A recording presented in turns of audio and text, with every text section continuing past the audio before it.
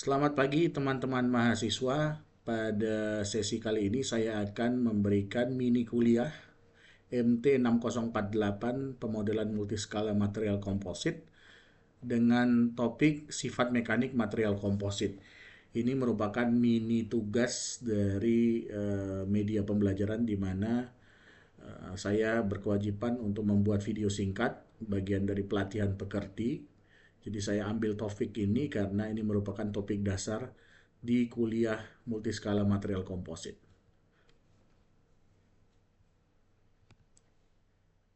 Oke, kita lanjutkan ini silabus mingguannya. Jadi nanti kita akan utamanya belajar terkait tiga jenis pemodelan, makromekaniks, mesomekaniks, dan mikromekaniks sepanjang semester ini. Kemudian akan ada juga tugas besar yang progresnya akan dipresentasikan setiap 3 minggu. Ya. Nah, jadwal kelasnya Rabu dan Jumat, Rabu 3 jam dan Jumat 1 jam.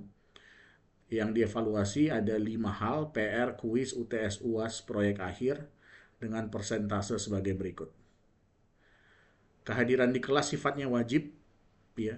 Harapannya kehadirannya di atas 70%. Kalau di bawah 70%, maka final grade-nya E, ya, atau gagal.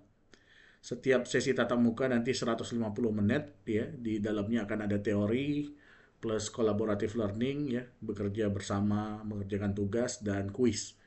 Harapannya di setiap kelas jangan ada yang telat, ya. Kalau telat maksimal 10 menit telatnya, ya. Kalau lebih dari 10 menit harapannya Anda semua sadar diri untuk tidak hadir ke kelas agar tidak mengganggu alur belajar di kelas, ya. Saya rasa cukup jelas. Kita lanjut, ya.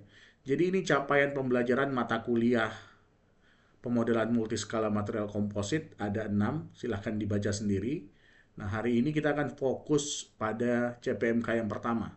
Mahasiswa mampu menganalisis hubungan antara struktur komposit pada skala mikro, meso, makro terhadap respon mekanik material komposit.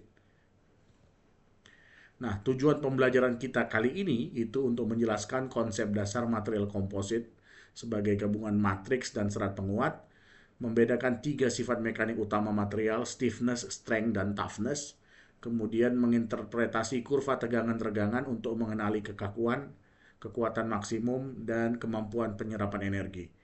Menjelaskan pengaruh serat terhadap respon mekanik material komposit. Nah, pertama apa itu material komposit nih? Ini saya buat dengan konsep rule of three agar kalian mudah mengingatnya, ya. Jadi yang pertama, macroscopically mixing two or more constituent material. Jadi penggabungan dua material atau lebih secara makroskopik, dissimilar mechanical property, yang mana masing-masingnya punya mechanical property yang berbeda, dan kita gabungkan agar mendapat sesuatu yang lebih superior daripada penyusunnya, ya. Jadi ini 3 keywordnya. Nah, biasanya terdiri atas polimer matrix sebagai binder, ya, sebagai pengikat, dan yang kedua ada strong fiber sebagai reinforcement, ya, sebagai penguat, ya.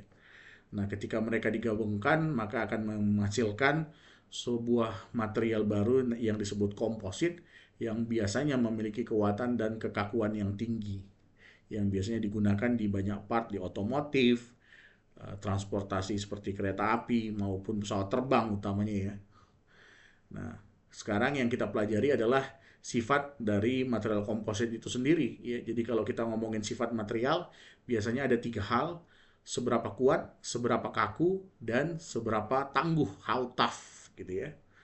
Nah, di sini biasanya ketiga hal ini itu diidentifikasi dari kurva tegangan dan kurva regangannya, ya. Nah, biasanya di awal sifatnya akan elastis, kemudian akan nonlinear atau dikenal dengan sifat plastis maupun damage, ya, atau kerusakan.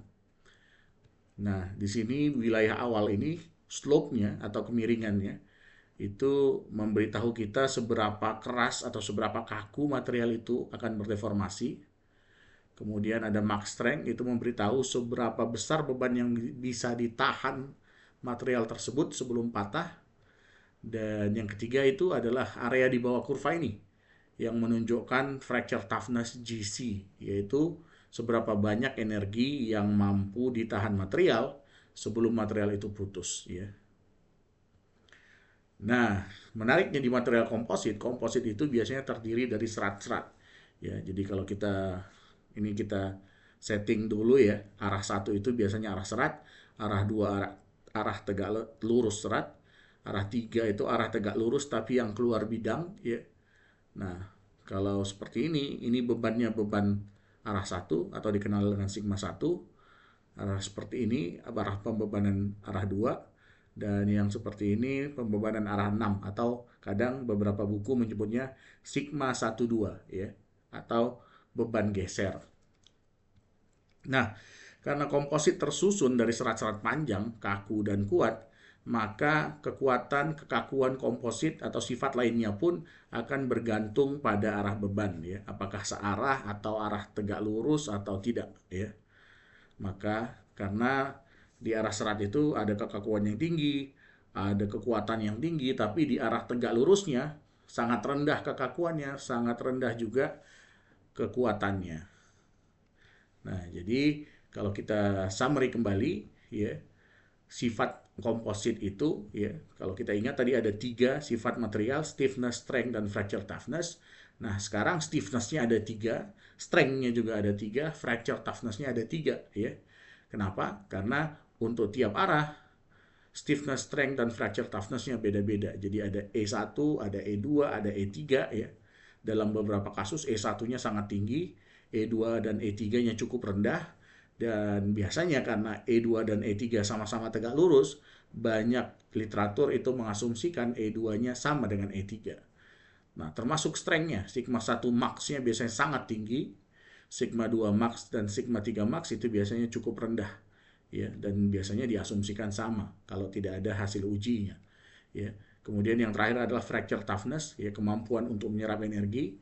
GC1 biasanya yang paling tinggi, GC2, GC3 biasanya relatif lebih rendah, jauh lebih rendah daripada GC1, ya. Jadi di mini kuliah ini kita telah mempelajari bahwa komposit itu adalah susunan dari matriks dan serat penguat untuk menghasilkan sifat mekanik yang lebih unggul. 3 sifat utamanya itu stiffness, strength, dan toughness. Stiffness menunjukkan kekakuan terhadap deformasi, ya, kesulitan untuk membuat dia berubah bentuk, ya. Strength itu menunjukkan kemampuan material dalam menahan tegangan sebelum gagal, sedangkan toughness kemampuan material menyerap energi, ya. Jadi ini penting untuk misalnya Anda mau menerapkan komposit sebagai struktur penyerap energi di mobil, ya. Nah, ini salah satu properti yang penting, yaitu toughness-nya. Nah, pada komposit sifat mekanik ini sangat dipengaruhi oleh arah serat, ya. Jadi stiffness, strength, dan toughness-nya itu ada 3 jenis. Arah 1, arah 2, atau arah 3, ya, tergantung. Kalau arah 1 biasanya karena itu serat dan punya kekuatan kekakuan tinggi, maka stiffness, strength, toughness-nya pun juga sangat tinggi, ya. Nah, karena itu pemahaman hubungan antara struktur material, orientasi serat, respon mekanik menjadi dasar penting dalam analisis dan desain material komposit di depannya, ya. Ke depan kita akan belajar bagaimana menggunakan pengetahuan ini untuk melakukan simulasi kegagalan material komposit, ya. Terima kasih. Sampai di sini dulu. Mungkin ada pertanyaan dari mahasiswa. Jika tidak ada, saya akhiri. Assalamualaikum warahmatullahi wabarakatuh.